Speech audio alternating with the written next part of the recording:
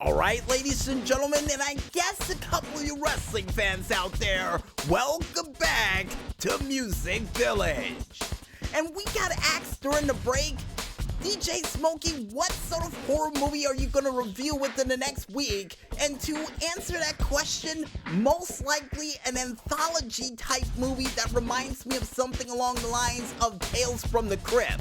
I don't know why, but as of late, we really started to like those type of movies that where a whole bunch of stories is told with an ultimate story going on and somebody getting shanghaied in the end of it all. Yeah, for some strange reason, one of our favorite types of horror movies as of late.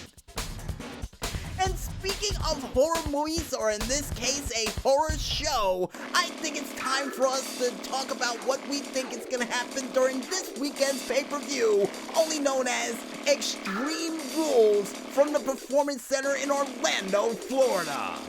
And no, Maestro, I'm not calling it a horror show no matter what sort of match stipulation they have during it that seems like something out of a movie that John Carpenter or most likely, Robert Rodriguez, or at least, what was the name of that other guy? I keep forgetting the one who did the Hostel series, but either way, no matter what match they add to it, I refuse to call it a horror show. But speaking of reasons why in the world this would be a horror show, the first match we got up on the plate is gonna be none other than the master of the 619 and international man of mystery himself, Rey Mysterio, going one-on-one against the Monday Night Messiah, CrossFit Jesus, aka Seth Metal, Seth Rollins, in an eye for an eye match, where the only way you can win this match, and I kid you not when I say this, is when you extract the eye from your opponent. The only way you can win. And no matter how many times I say it out loud or even look at it on this page right in front of me, I don't know how to describe it. It's violent, it's crazy, it's insane, but for some strange reason, I like it. Now, the only reason this match is going down, folks, is because the night after Becky Lynch would announce her pregnancy, next thing you know, Seth Rollins would just go all spaced out like Flash Gordon during his match with Rey Mysterio, who actually told him congratulations on being a father, only for him in return to respond back after he got hit during the match by trying to gouge out Rey Mysterio's eye. And then after that, it would lead into a 2-month-long battle of eye for an eye, with Rey Mysterio threatening revenge, with Seth Rollins trying to spin it to the fact that Rey Mysterio sacrificed himself for the greater good of Monday Night Raw for the Monday Night Messiah. And after Rey Mysterio would take the Bible term to a whole new level, we would get this match.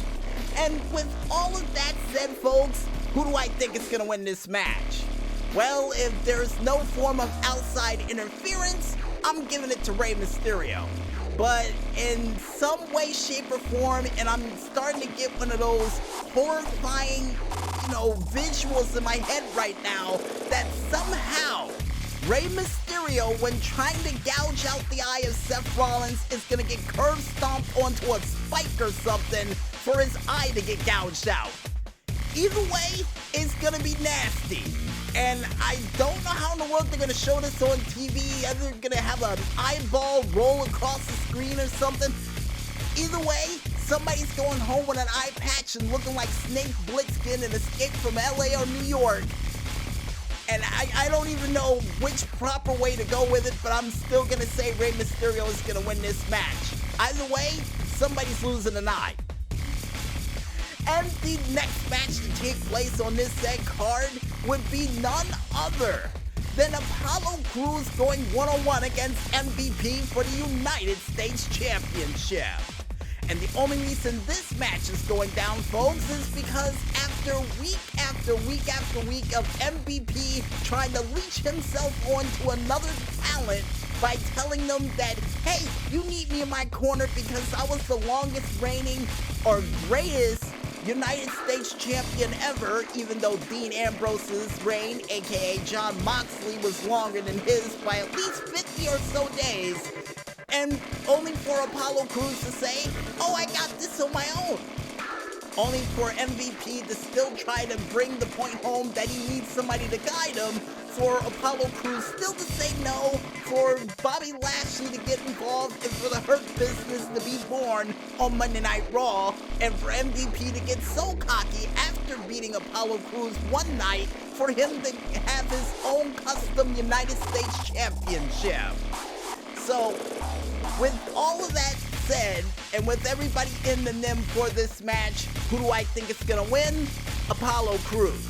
Now, the reason why I say that, folks, is because despite him having Bobby Lashley in his corner, the Uhaa Nation speed, power, and everything else this man brings to the table is going to be on full display for that championship, and I got a feeling MVP is not going to be able to handle that at ringside. So, yeah, definitely giving it to Apollo Crews to win this said match.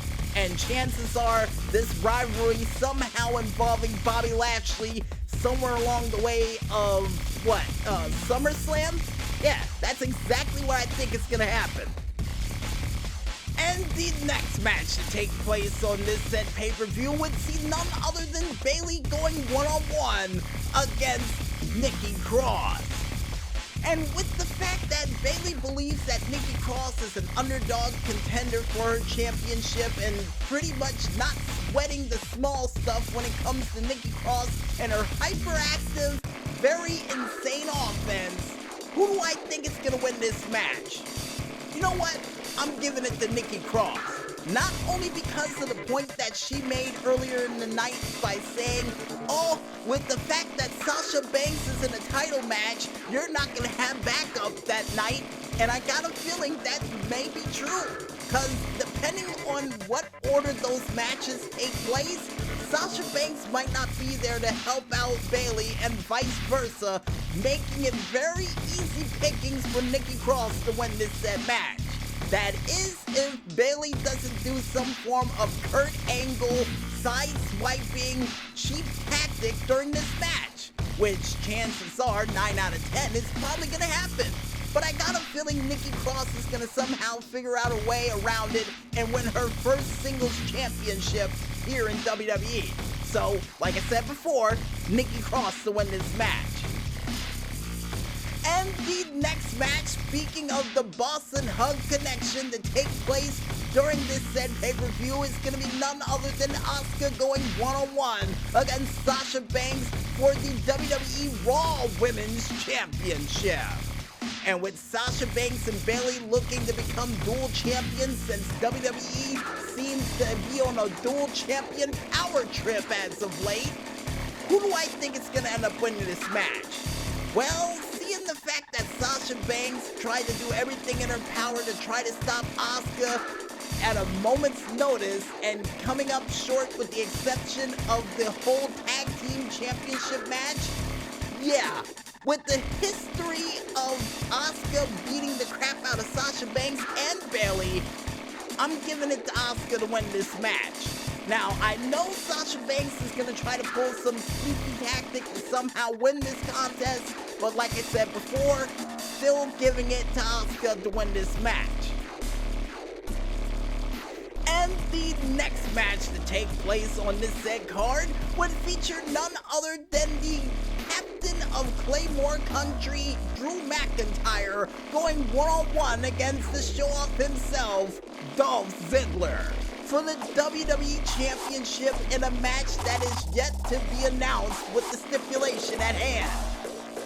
And the only reason this match is going down, folks, is because Dolph Ziggler, who went from "it should have been me" to now "it was because of me," would challenge Drew McIntyre for the WWE Championship and would then try to play mind games by bringing up Drew McIntyre's past and telling him all the people he stepped on their heads to win that championship without a single thank you in sight.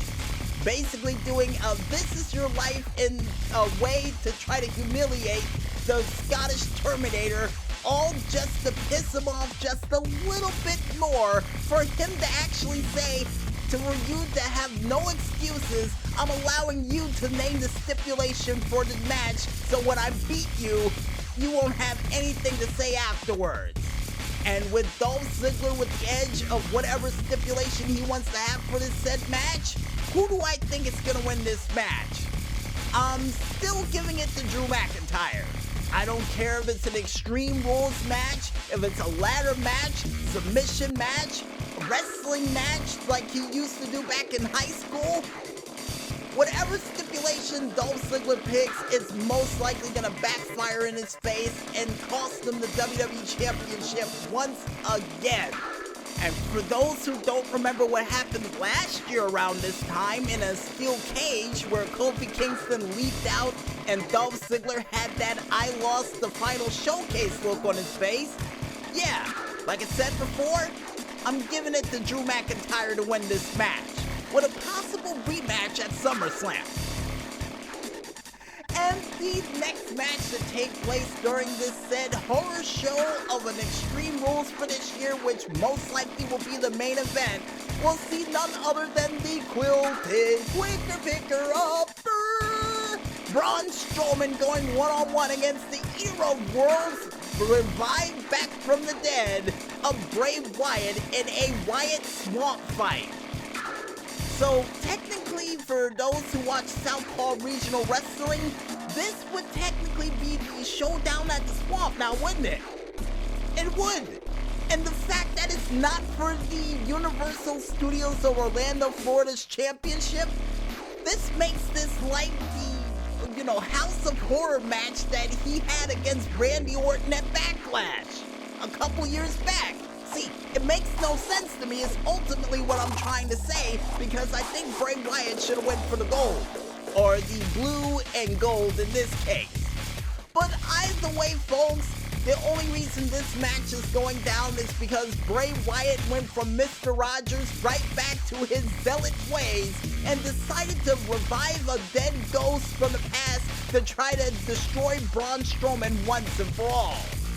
So, who do I think is going to win this match with Bray Wyatt going all poltergeist/phantasm on Braun Strowman? I'm going to have to give it to Braun Strowman because I got a feeling this match is going to be way over the top, and chances are it's going to see Bray Wyatt getting eaten by an alligator for him to appear on, I guess, SmackDown a couple of weeks later back as Mr. Rogers saying, "Oh, it looks like the old Bray Wyatt had a little accident. Womp womp." I got a feeling that's exactly how it's all going to go down. I seriously do. But who knows? These matches may not go the way we say, and they might go all sideways during the night. But no matter which direction it decides to go into, all the competitors competing that night for the pay-per-view, we say this: good luck, don't get hurt, but I think that's going to be a moot point with Rey Mysterio and Seth Rollins. But most importantly of all, put on one hell of a show that none of us will ever, and I do mean ever, forget. And I got a feeling with that eye gouging match, yeah, we're not gonna forget that for a long, and I do mean long time. And I guess with that said, ladies and gentlemen, I think it's time for us to head back into the music, and when we return, we'll be back with another edition of the Friday Night Greenlight right after this. So don't go anywhere just yet, folks, and stay tuned.